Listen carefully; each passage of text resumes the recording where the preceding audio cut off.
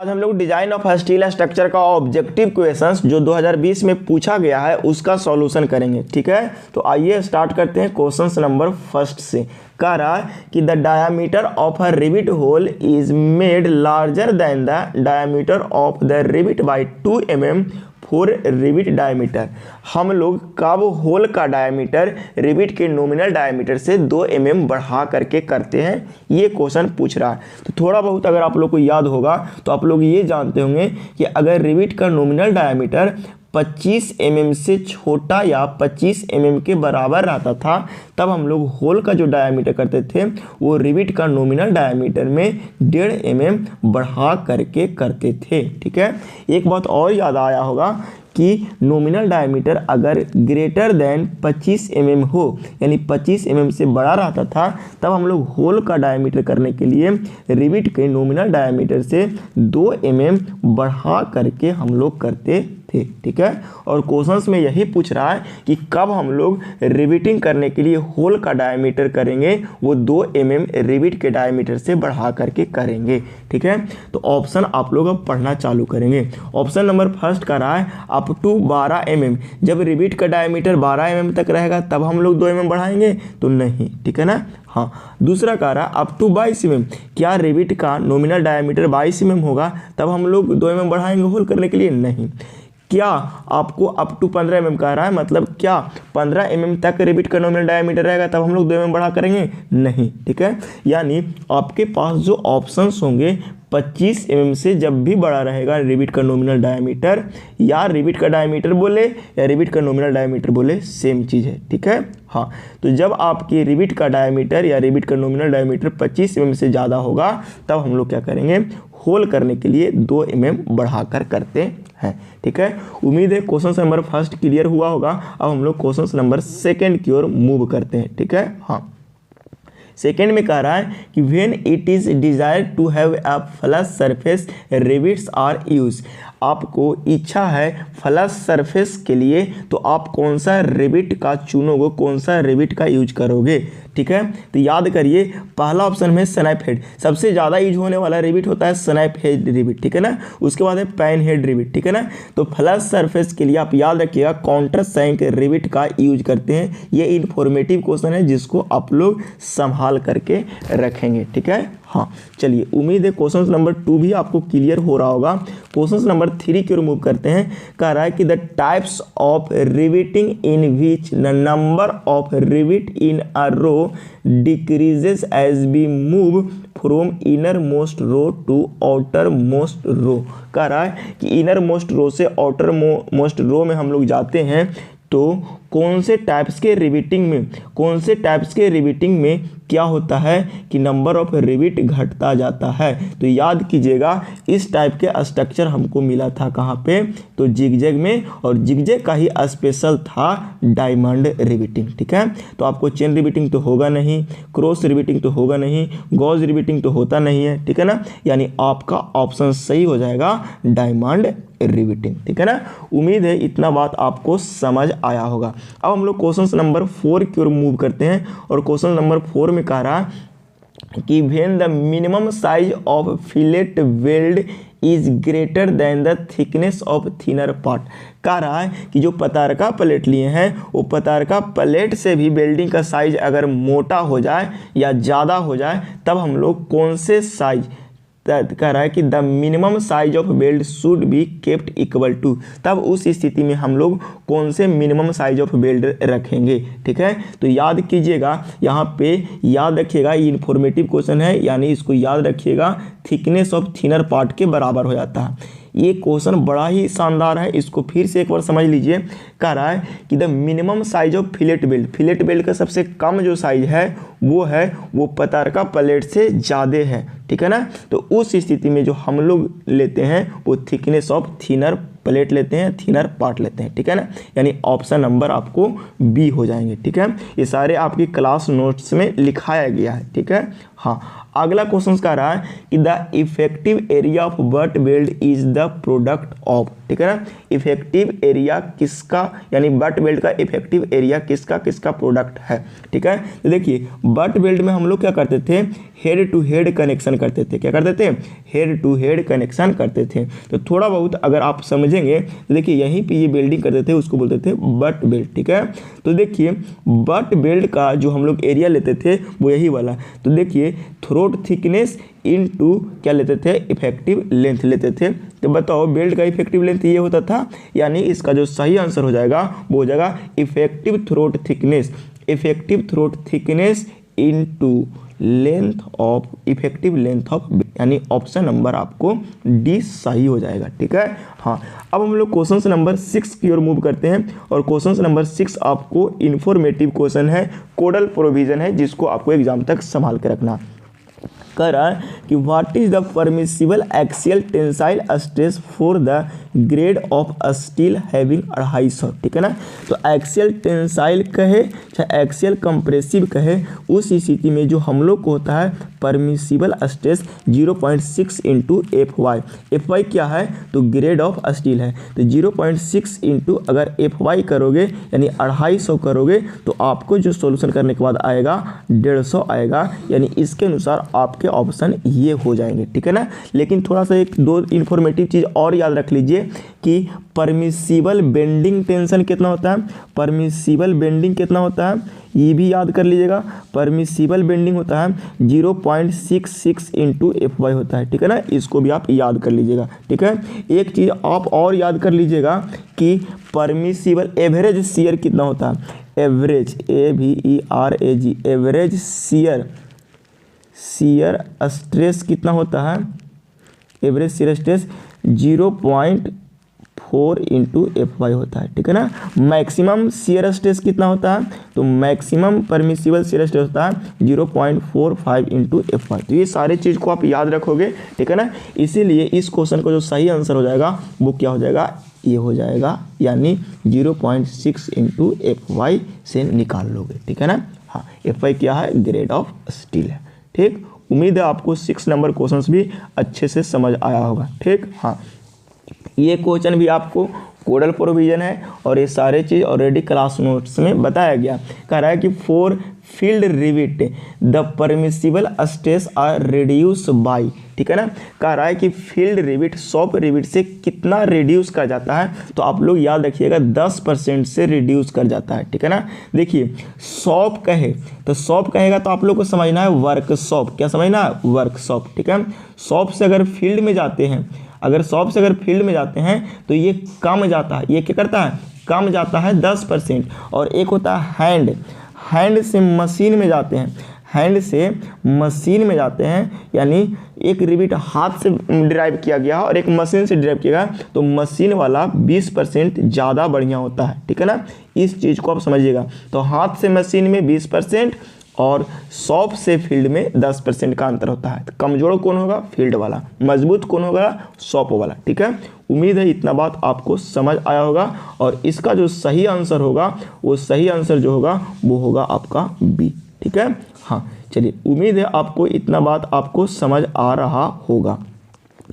अब हम लोग यहाँ पे मूव करते हैं।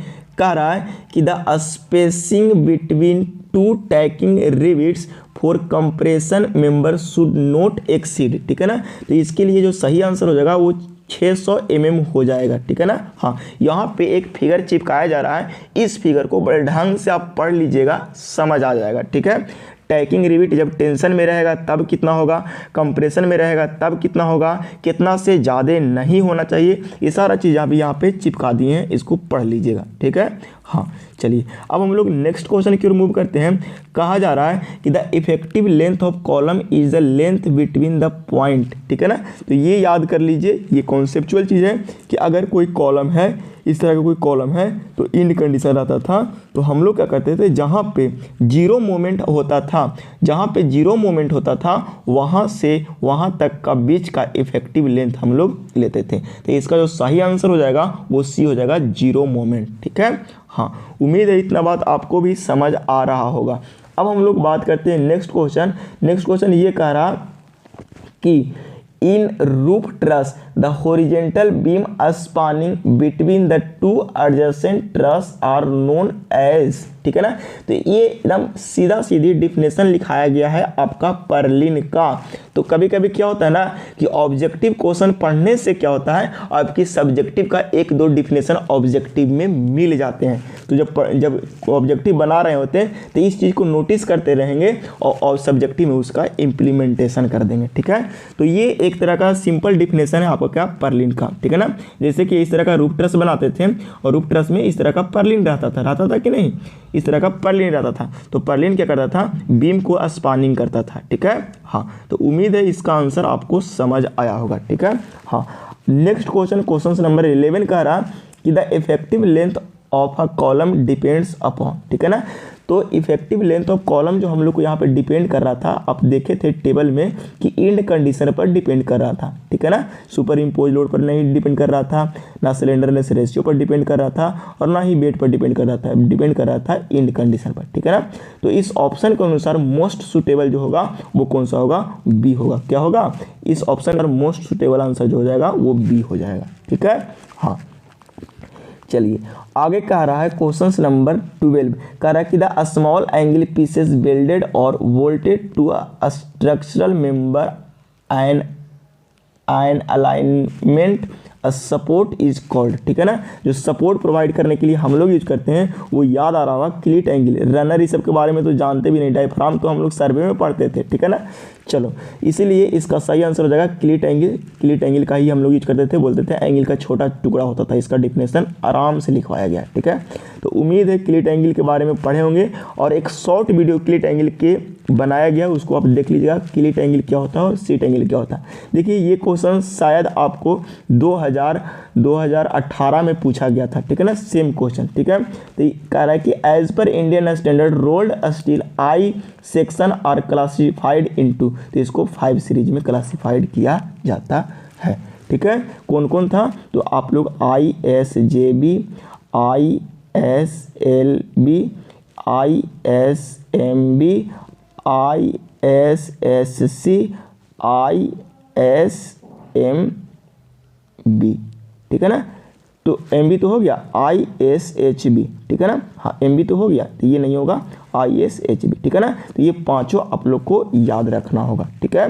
चलिए, उम्मीद है इतना बात आप लोग को भी समझ आ गया होगा।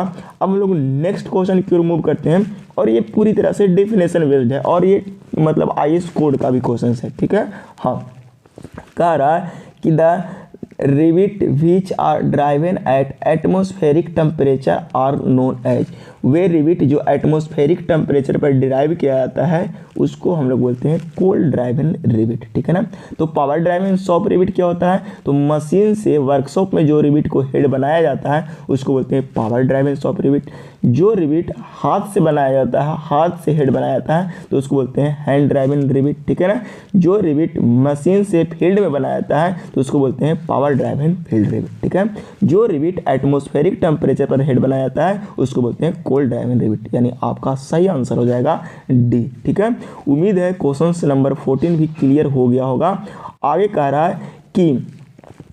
रहा है कि the rolled steel beam shear force is, rolled steel beam में शियर फोर्स कौन रेजिस्ट करता है, तो देखिए ये आपकी रोल्ड स्टील बीम हुआ, ठीक है। और ये इसकी बीम हो गई, ये इसकी वेव मेंबर हो गया, क्या हो गया, वेव। तो देखिए यही वाला मेंबर आपको शियर फोर्स को रेजिस्ट करता था। देखिए कलर हम चेंज करते हैं और आपको बताते हैं। देखिए यही वाला जो पार्ट्स होता था, यही पार्ट्स जो है वो शियर फोर्स को रेजिस्ट करता था। तो देखिए इसमें वेव भी आ रहा है और फ्लेंज भी आ रहा है। तो बोला जाता है कि जो वेव रेजिस्ट करता है शियर फोर्स को वो 85% शियर फोर्स को सहता है, और फ्लेंज जो रेजिस्ट करता है वो कितना करता है, तो 15% इसको रेजिस्ट करता है। तो आप लोग थोड़ा बहुत अगर पढ़ाई किए होंगे तो इतना समझ आता होगा। यानी अगर आपको देखा जाए यहाँ पे कहता कि ज़्यादातर कौन शियर फोर्स को रेजिस्ट करता है, तो हम लोग बोलते हैं वेव। सबसे कम शियर फोर्स को कौन रेजिस्ट करता है, तो फ्लेंज। लेकिन यहाँ ऐसा ना ज़्यादा पूछ रहा है ना कम पूछ रहा है, मतलब दोनों मिल के न कर रहा है। इसीलिए जो आपके ऑप्शन हो जाएंगे वो ऑप्शन नंबर हो जाएंगे वेव एंड फ्लेंज, यानी ऑप्शन नंबर हो जाएगा सी, ठीक। हाँ, उम्मीद है क्वेश्चन नंबर 15 भी क्लियर हो गया होगा और क्वेश्चन नंबर 16 की ओर हम लोग मूव करते हैं। कह रहा है कि the member of roof truss which support the Perlin is called. देखिए ये कोई मेंबर है रूफ ट्रस का जो पर्लिन का सपोर्ट करता है, तो उसको हम लोग बोलते हैं राफ्टर। क्या बोलते हैं?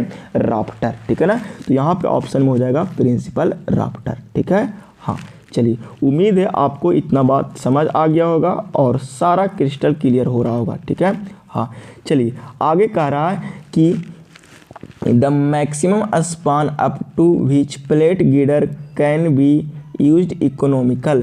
तो याद करिएगा कि प्लेट गार्डर इकोनॉमिकली जो यूज होता है वो 30 मीटर तक का होता है इकोनॉमिकल। ठीक है ना, हाँ यहाँ पे अभी स्क्रीनशॉट चिपका दिया जाता है, इसको आप पढ़ सकेंगे। ठीक है, हाँ ये इन्फॉर्मेटिव डिज़ाइन वाला क्वेश्चन है, डिज़ाइन क्राइटेरिया को याद ही करना होता है। ठीक, हाँ अब हम लोग क्वेश्चन नंबर नेक्स्ट की ओर मूव करते हैं और नेक्स्ट में कह रहा है कि a column base are mainly subjected to end desire. ठीक है ना, तो कॉलम बेस जो सब्जेक्ट करता है वो बेंडिंग एंड कंप्रेशन को सब्जेक्ट करता है। इस चीज़ को भी याद रखिएगा, यानी बेंडिंग एंड कंप्रेशन, यानी option number A.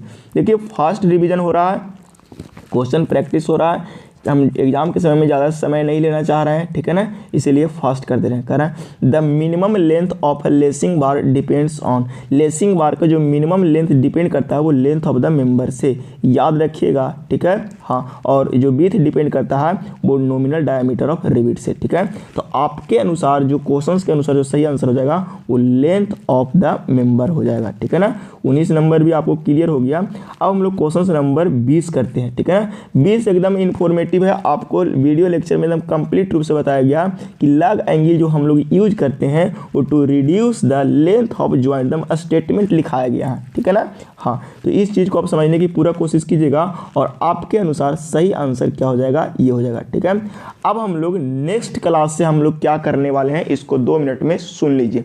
Next class से हम लोग ये करेंगे कि जितने भी हम लोग को ऑब्जेक्टिव जो इसके अलावा जो इम्पोर्टेंट ऑब्जेक्टिव है उसको सॉल्यूशन करेंगे और जो थियोरेटिकल पोर्शन है जिसको लगता है कि सेमेस्टर एग्जाम में पूछने की चांस बहुत ज़्यादा है उसको सॉल्यूशन करेंगे और ये बताया जाएगा उसी के हेल्प से, यानी एक क्वेश्चंस को लेकर ये बताया जाएगा कि उस क्वेश्चन जब आएगा तो एग्जाम में कैसे हम लोग लिखेंगे, किस तरीके से लिखेंगे ताकि हमारा मार्क्स अच्छा आ पाएगा। ठीक है, तो उम्मीद है इतना बात आप लोग को समझ आया होगा। तो आज का क्लास इतना ही रहने देते हैं।